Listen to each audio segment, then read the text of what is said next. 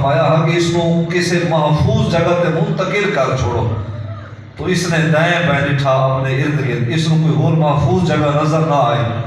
اس نے اس سرکار دے مبارک خون کو جب پی گیا تو پھر سرکار نے اس موقع ارشاد فرمایا کہ لوگوں سن گنو اس شخص کو تے اللہ تبارک و تعالیٰ نے جہنم دی بھار اللہ نے حرام فرما چھوڑا ہے.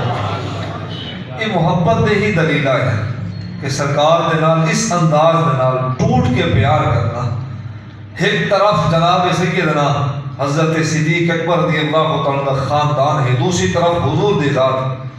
ابو قحافہ آپ دے والد ہیں، لیکن جناب صدیق اکبر رضی اللہ تعالیٰ عنہ جب اسلام لا چکے تو پھر آپ نے اپنے اہل خانہ دے نال مخاطب ہو کے کلام فرمایا کہ میں تانوں تا چھوڑ سکتا ہاں، بابا میں تینوں چھوڑ سکتا ہاں، میں اپنے گھر کو چھوڑ سکتا ہاں، لیکن ذات محمد مصطفیٰ